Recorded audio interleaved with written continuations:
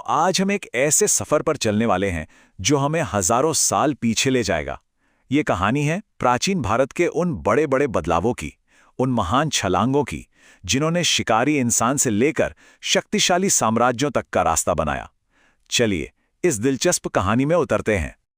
जरा सोचिए, एक तरफ क्या है, एक मामूली सा पत्थर का औजार जिसका एक ही मकसद था, बस किसी तरह जिंदा रहना। और दूसरी तरफ एक सम्राट का फरमान, एक ऐसा साधन जिससे लाखों लोगों की जिंदगी पर, उनके समाज पर शासन किया जाता था। तो सवाल यही उठता है कि ये सफर तय कैसे हुआ? वो कौन से बड़े मोड़ थे? कौन सी वो बड़ी छलांगें थीं जिन्होंने बिखरे हुए इंसानी झुंडों को दुनिया की सबसे महान सभ्यताओं में से एक बना दिया? आइए पता करते हैं। ठीक है, तो शुरू करते हैं पहली महान छलांग के साथ। ये वो वक्त था जब इंसान ने घूम घूम कर शिकार करने वाली जिंदगी को छोड़ा और एक जगह टिककर रहना सीखा। ये कहानी है कि कैसे सिर्फ जिंदा रहने की जद्दोजहद ने सभ्यता का रूप ले लिया। पाषाण युग को हम मोटे तौर पर 3 हिस्सों में समझ सकते हैं। सबसे पहले पुरा पाषाण काल, जब इंसान बड़े और भद्दे पत्थर के औजारों से काम चलाता था। फिर आया मध्य पाषाण काल। इस समय तक मौसम गर्म हो चुका था और इंसान ने माइक्रोलिथ्स यानी बहुत छोटे और पैने औजार बनाना सीख लिया था। और फिर आया नव पाषाण काल, और इसने तो सब कुछ ही बदल डाला। इसी को कहते हैं नव पाषाण क्रांति। इंसान अब खाना ढूंढने वाला नहीं, बल्कि खाना उगाने वाला बन गया था। ये एक जबरदस्त बदलाव था। इसी वजह से मेहरगढ़ जैसे पक्के गांव बसे, लोगों ने मिट्टी के बर्तन बनाना सीखा और जिंदगी का तरीका ही पूरी तरह से बदल गया। अब आते हैं दूसरी छलांग पर।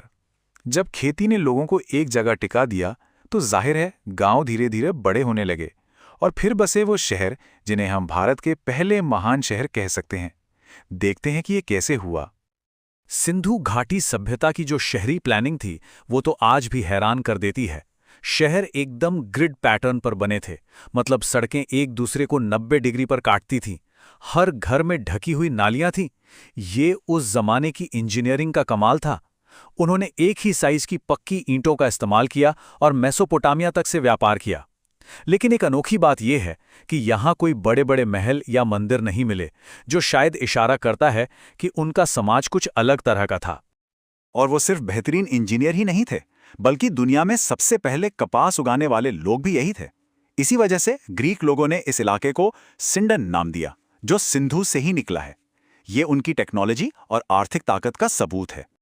सिंधु घाटी सभ्यता के खत्म होने के बाद शहरों की कहानी रुकी नहीं। शहरीकरण की एक दूसरी लहर आई। इस बार लगभग 6ठी शताब्दी ईसा पूर्व में पूरे भारत में 16 बड़े बड़े राज्य उभरे, जिन्हें हम महाजनपद के नाम से जानते हैं। और यहीं से राजनीतिक उठापटक और नए विचारों का दौर शुरू हुआ। और मजे की बात यह है कि उस दौर में भी पॉलिटिक्स में बड़ी वैरायटी थी। ज्यादातर महाजनपदों में राजतंत्र था, यानी राजा का बेटा राजा, जैसे मगध में। लेकिन कुछ, जैसे वज्जी और मल, गणतंत्र थे। वहां शासन किसी एक राजा के हाथ में नहीं, बल्कि एक पूरी काउंसिल या सभा के हाथ में होता था। चलिए अब चलते हैं तीसरी छलांग की तरफ। और ये छलांग सिर्फ शहरों या राज्यों की नहीं थी, ये थी विचारों की, आइडियाज की। एक ऐसी बौद्धिक और आध्यात्मिक क्रांति हुई जिसने समाज के सोचने समझने के तरीके को, उसके ऑपरेटिंग सिस्टम को ही बदल दिया। उस दौर में जिंदगी के बड़े बड़े सवालों के नए नए जवाब तलाशे जा रहे थे। एक तरफ था वैदिक ब्राह्मणवाद, जो यज्ञ और अनुष्ठानों पर जोर देता था, तो दूसरी तरफ बौद्ध धर्म एक नया रास्ता दिखा रहा था कि जीवन में दुख का कारण इच्छा है और इससे मुक्ति पाई जा सकती है। और फिर था जैन धर्म, जिसने अहिंसा को सबसे ऊपर रखा और आत्मा को कर्मों के बंधन से आजाद कर मोक्ष पाने का रास्ता बताया। बुद्ध के दर्शन का जो सार है वो इन 4 आर्य सत्यों में है। इसे एक डॉक्टर के डायग्नोसिस की तरह समझ सकते हैं। पहला, बीमारी क्या है? जीवन में दुख है। दूसरा, बीमारी का कारण क्या है? इच्छा। तीसरा, क्या बीमारी का इलाज है? हाँ, दुख को खत्म किया जा सकता है। और चौथा, इलाज क्या है? वो है अष्टांगिक मार्ग।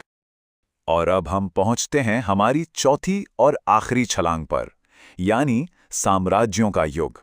ये वो दौर था जब छोटे छोटे अलग अलग राज्य एक होकर एक विशाल सेंट्रलाइज्ड एम्पायर का हिस्सा बन गए। और इस कहानी का जो सबसे बड़ा टर्निंग पॉइंट है, वो जुड़ा है मौर्य सम्राट अशोक से, और एक ऐसे युद्ध से जिसने ना सिर्फ एक साम्राज्य का नक्शा, बल्कि एक सम्राट का दिल भी बदल कर रख दिया। वो युद्ध था कलिंग का युद्ध। कलिंग में जो भयानक खून खराबा हुआ, उसे देखकर अशोक का दिल पूरी तरह बदल गया। उन्होंने सैन्य विजय यानी लड़ाई की नीति छोड़ दी और धम्म की नीति अपनाई। मतलब अब वो नैतिकता, शांति और अहिंसा के सिद्धांतों से राज करने लगे। उन्होंने तलवार से जीत की जगह धम्म से दिलों को जीतने का रास्ता चुना।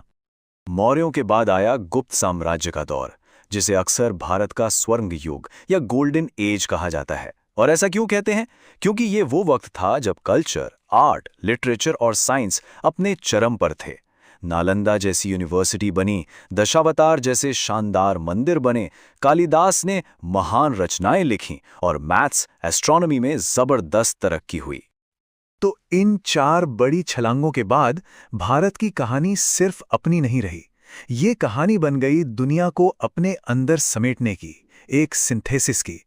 खासकर मौर्यों के बाद के दौर में भारत ने बाहरी असर को न सिर्फ अपनाया, बल्कि उसे अपना एक नया भारतीय रूप दे दिया। इसका सबसे बेहतरीन उदाहरण हमें कला में देखने को मिलता है। 2 स्टाइल उभर कर आए। एक थी गांधार शैली, जिस पर ग्रीक रोमन असर साफ दिखता है। इसमें बुद्ध को रियलिस्टिक फीचर्स के साथ दिखाया गया है। वहीं दूसरी तरफ थी मछुरा शैली, जो पूरी तरह से भारतीय थी, जिसमें बुद्ध को एकदम शांत और आध्यात्मिक रूप में दिखाया गया है। ये दिखाता है कि कैसे 2 अलग-अलग चीजें मिलकर कुछ नया और खूबसूरत बना सकती हैं। तो ये सिर्फ हमले या कब्जे का दौर नहीं था, बल्कि एक जबरदस्त कल्चरल एक्सचेंज का टाइम था। हिंद यूनानी अपने साथ हेलेनिस्टिक आर्ट और सिक्कों पर राजाओं के चित्र बनाने का चलन लाए। शकों ने गवर्नेंस के नए तरीके सिखाए और कुषाणों ने तो सिल्क रूट पर कंट्रोल करके भारत को सीधे रोम और चीन की इकोनॉमी से जोड़ दिया। इन सब के मिलने से एक नई कॉस्मोपॉलिटन संस्कृति पैदा हुई। तो जब हम इस पूरे लंबे सफर को देखते हैं, शहरों के बसने से लेकर महान दर्शनों के उदय और विशाल साम्राज्यों के बनने तक, एक सवाल मन में आता है, प्राचीन भारत की इन अनगिनत खोजों और विचारों में से वो कौन सी चीज है जो आज भी हमारी दुनिया को, हमारे जीने के तरीके को सबसे ज्यादा प्रभावित कर रही है? सोचने वाली बात है।